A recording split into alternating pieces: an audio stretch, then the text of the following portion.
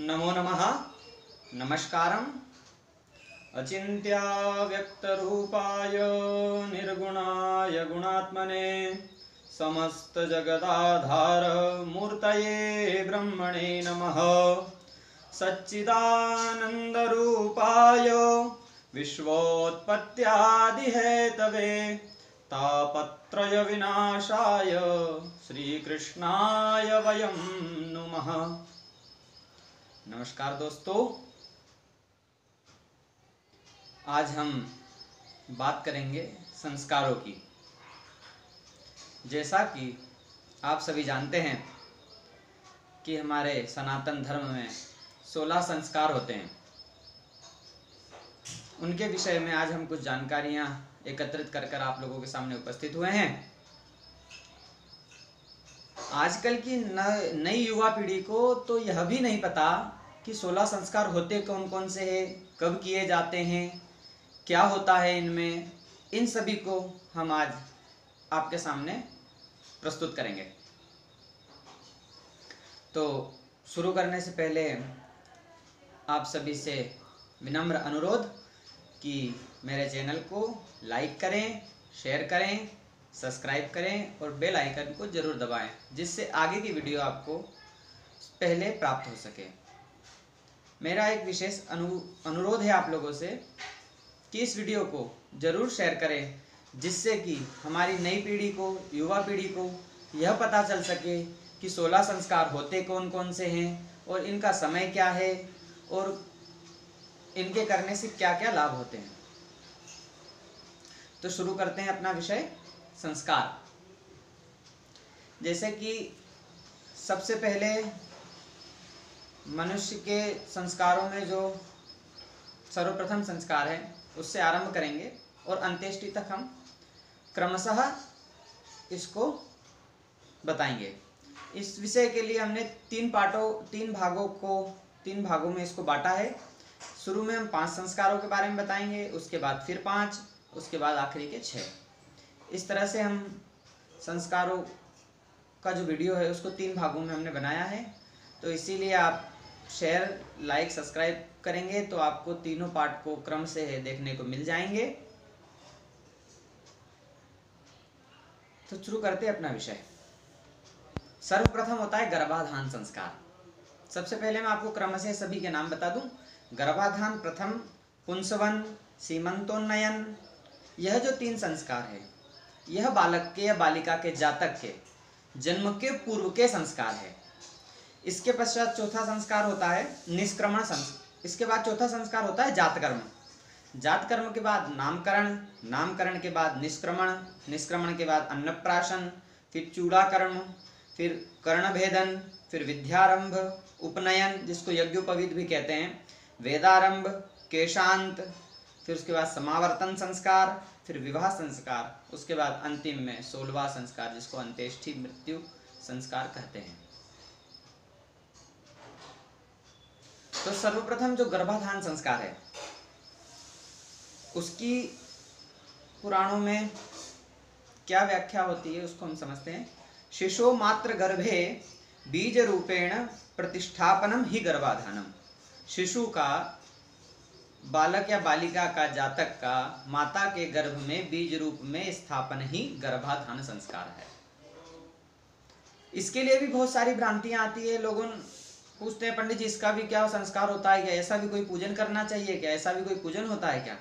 तो मैं आप लोगों को स्पष्ट कर दूं कि पहले के समय में राजा महाराजाओं जो राजज्योतिषी होते थे, राजकुल गुरु होते थे, उनसे मुहूर्त के द्वारा मुहूर्त निकलवा करके ही गर्भाधान संस्कार को करते थे। उससे यह कहा जाता है, यह पुराणों में मिलता है कि जो आने वाली संतान होती है वो भी राजा के समान परम वैभवी, परम ज्ञानी और राजा के सभी गुणों को लेकर के उत्पन्न होती थी। इसीलिए संस्कार के करने से पूर्व राजा महाराजा इत्यादि मुहूर्त का चिंतन करते थे, पूजन किया करते थे, उसके बाद ही गर्भाधान संस्कार होता था। द्वितीय क्रम। हाँ, एक बात और बता दूं कि इसको कब कब करना चाहिए और कब कब निषिद्ध है। ये देखिए, चतुर्थी दोनों पक्षों की, अष्टमी, द्वादशी, चतुर्थी, अष्टमी, चतुर्दशी, पूर्णिमा, अमावस्या, यह जो 5 तिथियां बताई है, चतुर्थी, अष्टमी, चतुर्दशी, पूर्णिमा और अमावस्या, यह जो 5 तिथियां बताई गई है, इसमें गर्भाधान निषिद्ध है। इन तिथियों में कभी गर्भाधान नहीं करना चाहिए। इस तिथियों में आचार्यों से भी अनुरोध है कि इस तिथियों में कभी मुहूर्त ना दे। इसके बाद दूसरा होता संस्कार है पुंसवन नामम। पुंसवन प्रसूयते येन कर्मणः तत् पुंसवनम इति। इसको कहते हैं कि जब गर्भधारण हो जाता है उसके द्वितीय और तृतीय माह में पति के द्वारा गर्भिणी स्त्री के नाभि स्थान में तेल डाल करके और पूजन की कुछ विधि है, गणेश पूजन इत्यादि को करके इस संस्कार को संपन्न कराया जाता है। गर्भधारण के दूसरे अथवा तीसरे महीने में इस कर्म को, इस संस्कार को किया जाता है। इसके बाद आती है बात तीसरे की, सीमंतोन्नयनम। सीमंतोन्नयन संस्कार कब किया जाता है, कैसे किया जाता है, उसको सुनते हैं। सीमंतो उन्नयते यस्मिन् कर्मणि तदेव सीमंतोन्नयनमिति कर्म नाम ध्येयः। इसको कहते हैं, शायद जो आज के समय में प्रथा में है भी, कि जो आप लोगों ने सुना होगा 7वें महीने की 8वें महीने की गोद भराई होती है, जिसे गोद भराई के नाम से अभी समाज में प्रचलित है। यही संस्कार सीमंतोन्नयन है। इसमें जैसे कि अभी कुछ रीतियों के, कुछ प्रथाओं के द्वारा थोड़ा मतांतर हुआ है, नहीं तो जो बुजुर्ग महिलाएं होती थी, दादी, नानी, माता, सास इत्यादि लोग गर्भिणी स्त्री को ऐसी चीजें देते थे, ऐसी चीज भेंट करते थे जिससे उसकी संतान है वो हष्ट पुष्ट रहे। जैसे कि आप लोगों ने देखा होगा कि नारियल देते हैं, पंचमेवा देते हैं। यह सब चीज़ों को खाने से गर्भिणी स्त्री का जो गर्भ है वो सही रहता था, और उस समय का पूजन जो होता था उसी पूजन को सीमंतोन्नयन कहते हैं। यह तो 3 संस्कार हो गए। जातक के जन्म के पूर्व, माता के गर्भ में जब बालक या बालिका है उसके पूर्व के 3 संस्कार। इसके बाद आता है चौथा संस्कार जातकर्म। जातकर्म क्या, एक सूक्ति है, नाभिच्छेदनात् पूर्वम प्रसूतस्य जातकर्म संस्कारम भवति। जातकर्म मतलब बच्चे का जन्म लेना। जब नाभि का, माता से और बालक की जो एक नस होती है, आप लोगों ने देखा होगा जिसको नाल कहते हैं साधारण भाषा में, उस नाल का कर्तन होता है, उसके पूर्व इस संस्कार को किया जाता है। यह माता के द्वारा ही किया जाता है। उस समय जब माता मतलब नानी के द्वारा किया जाता है। इस संस्कार को करने से जो संतान उत्पन्न हुई है वह अपने जीवन पर्यंत सुख संपत्ति को, सुख सुविधा, रोग इत्यादि से मुक्त रहती है। इस संस्कार को जब पहले के, आज के समय पे तो हम देखते हैं कि सब अस्पताल जाते हैं, ऑपरेशन वगैरह हो जाता है, परंतु जब पुराने समय में घर पर ही संतान उत्पत्ति हुआ करती थी, उस समय पे जो दाई माँ रहती थी उनके साथ अपनी सासू या माता, इनके द्वारा इसको किया जाता है। उस समय पे भगवान का स्मरण करते हैं और भगवान के नाम से ही धन्वंतरी देवता का पूजन करते हैं, और उन्हीं के नाम लेकर के उस नस को काटा जाता है कि जिससे जच्चा और बच्चा, माँ और संतान दोनों जीवन पर्यंत किसी रोग से पीड़ित ना हो, इसलिए इस संस्कार को किया जाता है। इसके बाद आती है नामकरण की।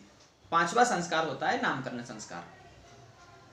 जन्मति दशमे द्वादशे वा दिवसे पुण्य मुहूर्ते नक्षत्रे वा सर्वजन प्रकाशनीयम नाम क्रियते इति। जैसा कि हम सभी जानते हैं कि किसी भी जातक को, किसी व्यक्ति को नाम से जाना जाता है, तो यह भी एक संस्कार है। इसको आजकल प्रचलन में, भैया हम तो हमारी संतान का ये नाम रखेंगे, पहले से ही हम सोच लेते हैं। तो यह नहीं सोचा जाता था पहले के समय पे। पहले के समय में यह किया जाता था कि जब संतान उत्पत्ति हो गई, उसके जन्म से 10वें या 12वें दिन में पूजन किया जाता था। आचार्य इत्यादि के द्वारा शुभ घड़ी में मुहूर्त में पूजन करके उसकी पत्रिका बना करके उसका नक्षत्र, जिस नक्षत्र में बच्चा जन्मा है उसको देख करके उसका नामकरण किया जाता था कि इस जातक का, इस बालक या बालिका का नाम क्या होगा, और उसी के आधार पर उसका नामकरण संस्कार होता था, जिससे वह जातक अपने जीवन में उस नाम के द्वारा ख्याति को प्राप्त करता था। आपने देखा होगा, सुना होगा जरूर कि महाराजा विक्रमादित्य, क्या उनके माता पिता ने अपने आप ही रख दिया? उनका एक मुहूर्त के द्वारा नाम रखा गया, उस नाम के द्वारा ही उनका नाम विख्यात हुआ। और इस संस्कार को करने से जातक अपने जीवन में नाम की ख्याति को प्राप्त करता है। तो यदि आपको यह वीडियो पसंद आया हो तो आप शेयर जरूर करें और सब्सक्राइब और बेल आइकन को जरूर प्रेस करें, क्योंकि आगे के संस्कारों की जानकारी यदि आपको चाहिए तो आपको इसको सब्सक्राइब जरूर करना पड़ेगा। और आगे की जानकारी भी हम आपको इसी प्रकार देंगे कि आगे के जो संस्कार हैं उनमें क्या किया जाता है, कब किया जाता है। सबसे बड़ी बात तो किया तो जाता है, मगर समय क्या है, उसका समय भी, मुहूर्त भी एक निश्चित किया गया। आचार्यों ने ग्रंथों में निश्चित किया गया कि इस समय ही इस संस्कार को किया जाए। अगर इस प्रकार से मुहूर्त के द्वारा, समय के द्वारा सभी संस्कारों को किया जाए, 15 जो संस्कार हैं जिनका मुहूर्त निश्चित किया जा सकता है, उन्हीं सभी का मुहूर्त को देख करके यदि किया जाए तो हम हमारी संतान के लिए उज्जवल भविष्य की और उसके सुख दुख समृद्धि हर तरह के सुख का पूर्व निर्धारण कर सकते हैं। इसी के साथ जय श्री कृष्णा। आगे